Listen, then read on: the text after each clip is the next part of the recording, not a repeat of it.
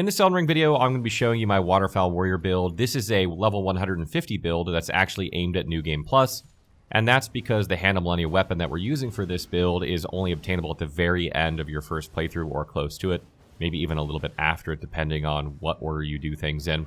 And this is the first New Game Plus build that I'm going to be doing. I'll probably intermix these, the New Game Plus builds and End Game builds together as I come up with builds, but for now, enjoy the new one. So let's get into the weapon for this build. Hand of Malenia is obviously a katana. We showcased this in our katanas video not too long ago. It does incredibly good physical damage and scales very, very well with dexterity. We have 80 dexterity for this build to really get the most out of it. Kind of drops off a bit after 80. However, as you get further into NG+, you'll probably want to increase this to 99 at some point because you will want to continue to increase your damage.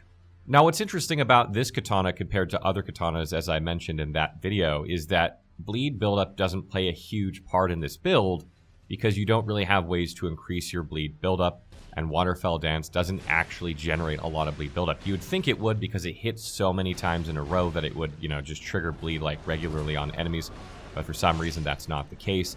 So bleeding doesn't play a huge factor in this build, although you will trigger it every now and then. Really what you want to do is use the running R2 attack and regular attacks of the katana for regular enemies, and use Waterfowl Dance on the tough enemies and bosses.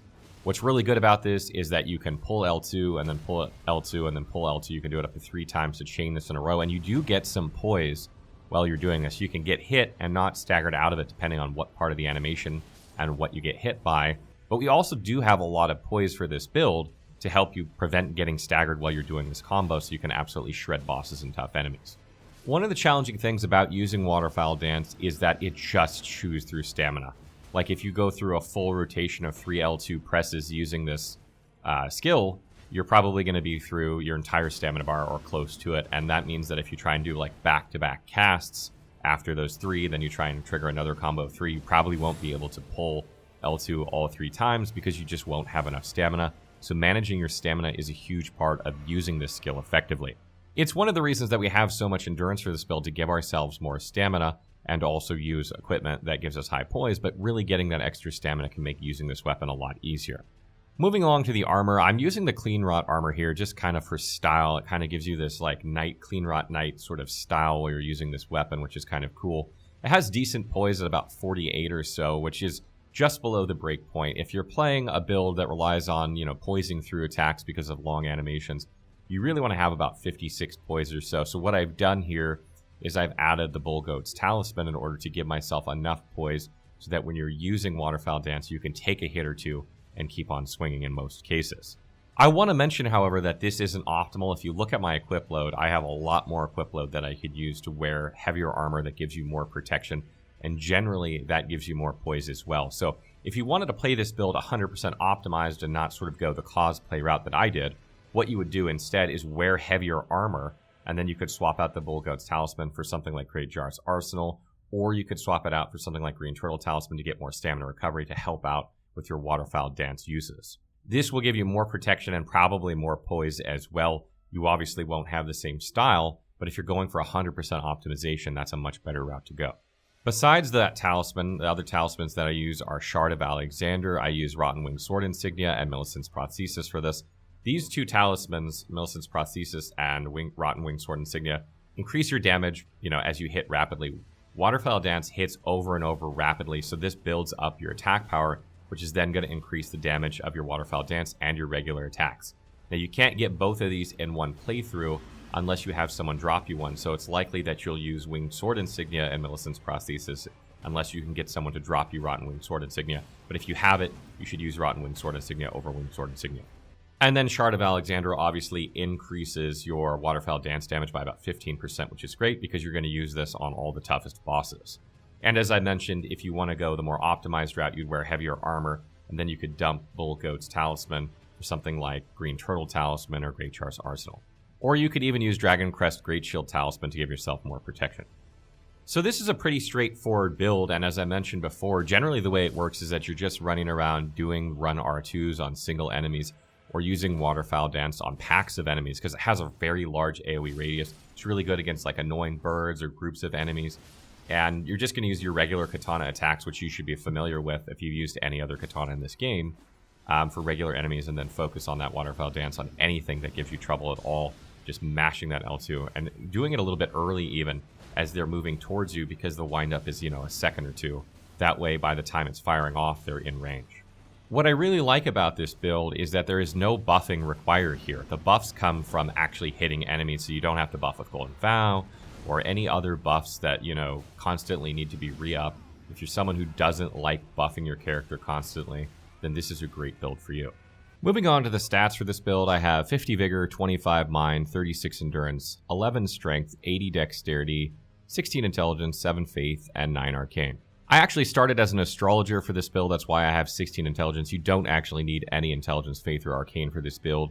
So if you're playing a different class, your stat distribution will be a bit better, as those points in Intelligence could be in Strength, or they could be in Dexterity or Endurance, or Vigor or Mind, any of those.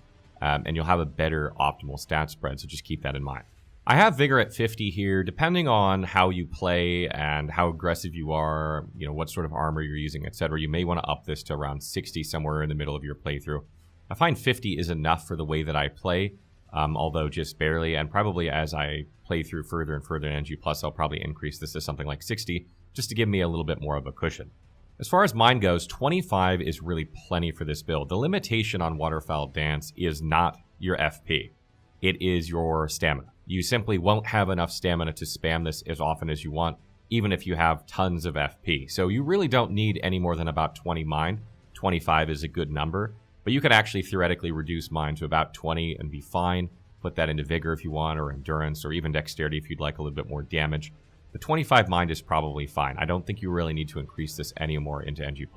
When it comes to Endurance for this build, you really can't have enough, particularly if you're trying to optimize it and using a very heavy armor set with a lot of poise, more poise than the Clean Rot armor set that I'm using, and you want to be 100% optimized and still medium roll, you're going to need a lot of Endurance, and that stamina is going to be great for Waterfowl Dance too, so you really can't lose out here. You might even want to take this up to 50 and, take a couple points out of Mind, put some more in Endurance, etc., or continue to increase Endurance as you level up from here in order to use heavier and heavier armor to get more protection and more poise.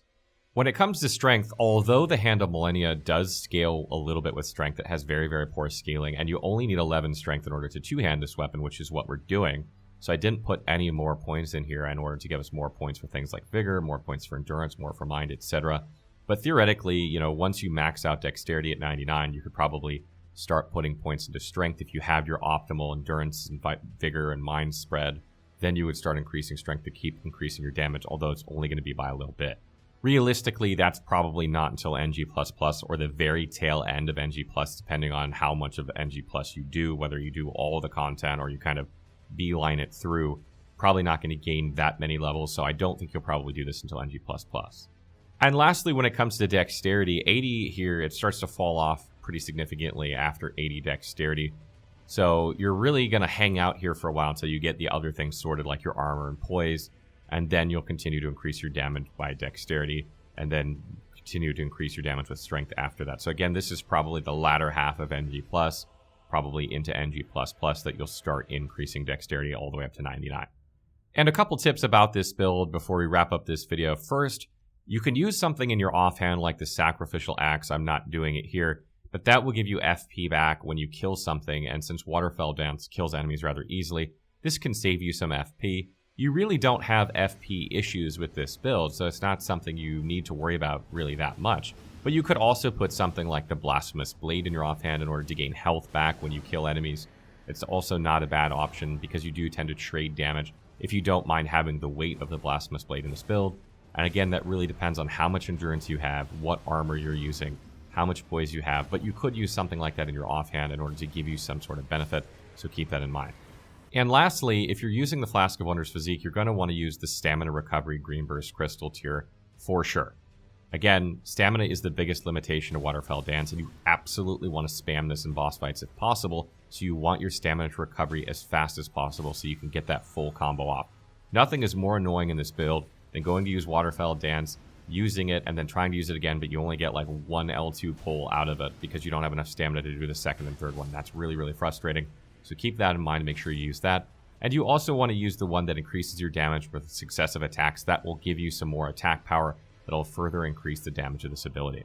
That wraps up our Waterfowl Warrior build. I hope you enjoyed this first New Game Plus build. We'll definitely have some more New Game Pluses. They'll kind of be intermingled with End Game builds as I theory craft builds and test them, etc.